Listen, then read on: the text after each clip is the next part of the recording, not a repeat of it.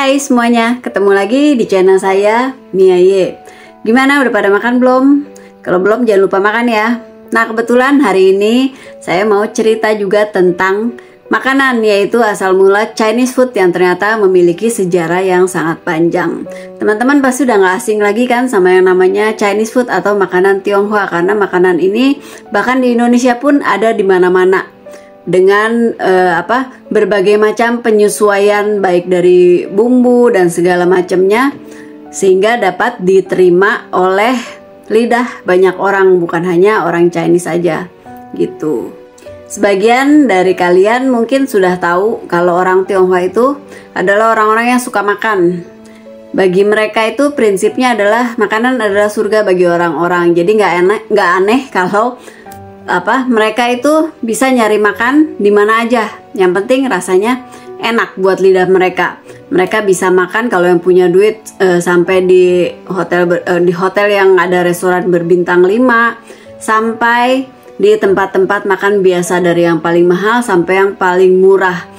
Mereka juga bisa sampai keluar masuk gang-gang kecil demi bisa mendapatkan makanan yang enak.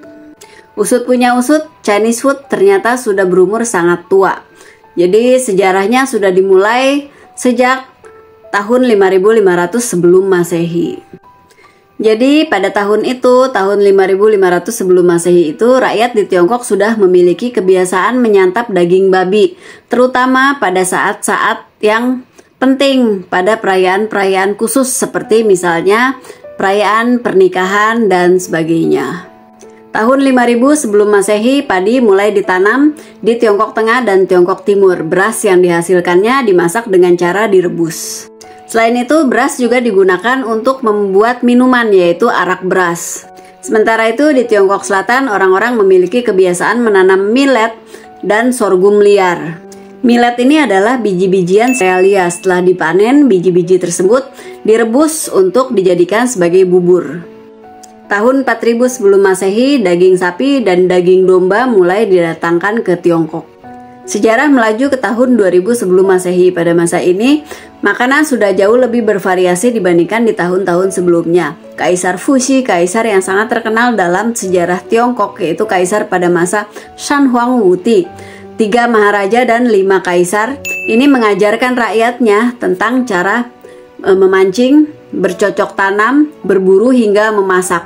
Pada saat itu, rakyat mulai tahu yang namanya ubi dan talas. Di saat itu juga rakyat mulai mengenal yang namanya gandum. Tahun 1200 sebelum Masehi, sumpit mulai digunakan sebagai alat makan. Hal ini diperkuat dengan adanya bukti temuan sumpit perunggu yang berasal dari tahun 1200 sebelum Masehi tersebut. Tahun 1000 sebelum Masehi, kedelai mulai ditanam di Tiongkok. Hasil panenannya diolah dengan cara dihancurkan. Minyak yang dihasilkan dari penghancuran biji-biji kedelai itu dikonsumsi sebagai pengganti lemak hewani. Cara ini biasanya digunakan oleh umat Buddha yang memang tidak mengkonsumsi daging-dagingan, tetapi yang bukan beragama Buddha pun pada saat itu juga sudah turut mengkonsumsi makanan yang berasal dari kedelai ini. Kenapa? Karena daging-dagingan mahal. Jadi pada masa itu memang hanya orang-orang kaya aja yang mampu membeli dan memakan daging. Orang-orang yang tidak mampu terpaksa mengkonsumsi yang lainnya seperti sayur-sayuran dan termasuk juga kedelai ini. Pada saat itu juga di tahun 1000 sebelum Masehi itu, rakyat mulai membuat yang namanya tahu dan dadih. Mereka mengkonsumsinya sebagai sumber protein. Sekitar tahun 550 sebelum Masehi, muncullah seorang filsuf yang namanya sangat dikenal di mana-mana sampai hari ini, yaitu Confucius. Beliau kemudian membuat standar kuliner dan etiket di meja makan. Hal ini beliau lakukan karena beliau sangat menghargai makanan dan seni masak-memasak itu sendiri, dan etiket di meja makan itu, standar kuliner itu kemudian digunakan sampai hari ini. Tapi kita nggak bahas ya guys, karena nanti jadinya kepanjangan ceritanya. Itu nanti lain waktu. Pada awal masa dinasti Han, rakyat mulai memakan mie yang terbuat dari gandum dan millet. Rakyat juga terutama yang di Tiongkok Selatan mulai memakan pangsit atau dumpling yang dipercaya diciptakan oleh Chang Chongqing yang berasal dari wilayah Han Timur. Pada masa dinasti Tang, para sarjana dan ilmuwan mulai melakukan penelitian tentang pola diet yang baik untuk kesehatan. Di masa ini pula, rakyat yang sebelumnya hanya gemar meminum arak beras, kini mulai mengenal yang namanya teh. Dan mereka pun juga secara otomatis mulai mengenal yang namanya budaya minum teh. Pada masa dinasti Song, rakyat mulai dikenalkan cara menanak nasi yang berasal dari campa India. Di masa ini pula rakyat mulai mengenal minuman seperti jus buah prem. Pada masa dinasti Yuan, dinasti asing pertama di Tiongkok, muncul produk-produk makanan baru seperti es krim yang dibawa dari negeri asing. Pada masa dinasti Ming, rakyat di Tiongkok mulai mengenal cabai.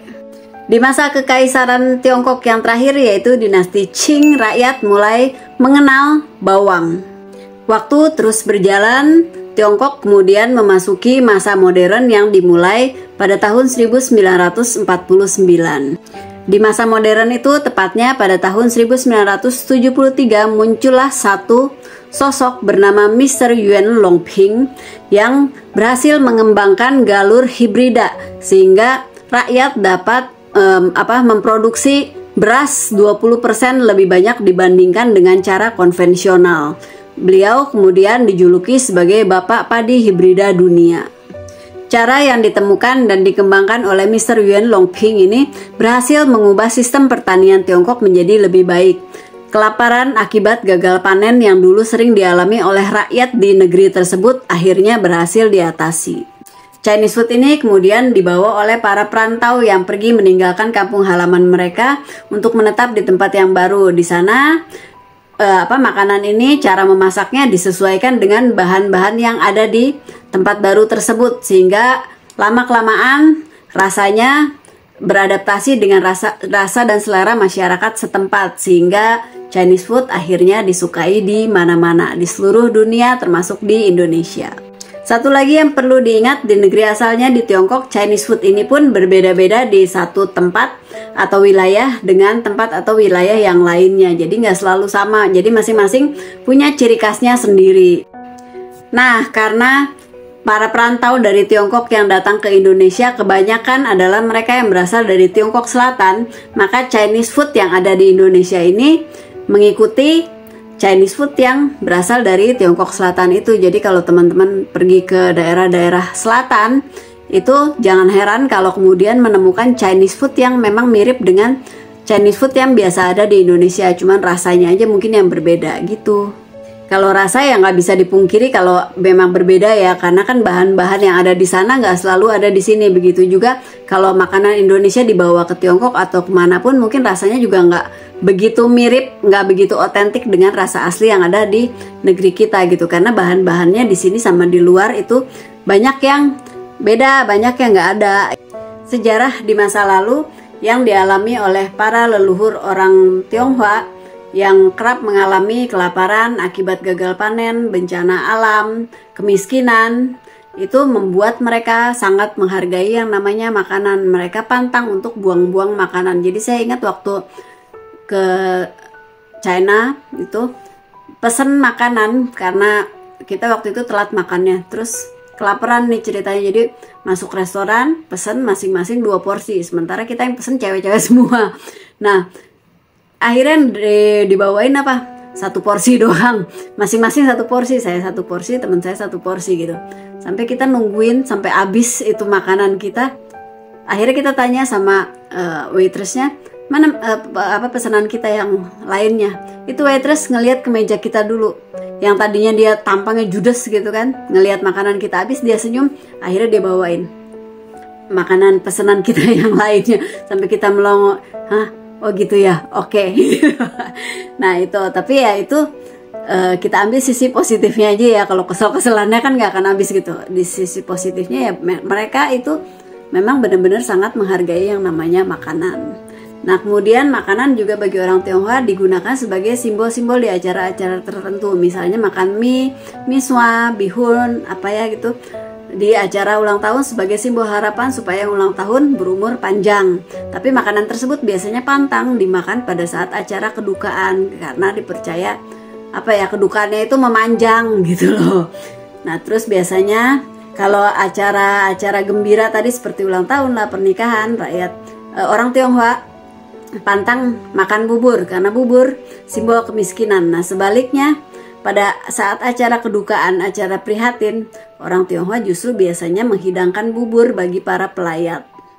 Nah, rakyat di Tiongkok juga bukan hanya menghargai makanan tetapi siapa yang membuatnya. Jadi pada zaman dahulu ada cerita seorang koki yang sangat handal bernama Yin. Ia kemudian karena kepiawaiannya tersebut diangkat menjadi Perdana Menteri pada masa dinasti Shang. Nah, kalau kalian suka makan Chinese food nggak? Biasanya suka makan apa? Boleh share di kolom komentar di bawah ini.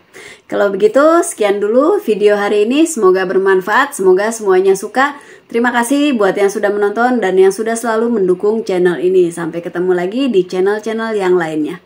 Salam.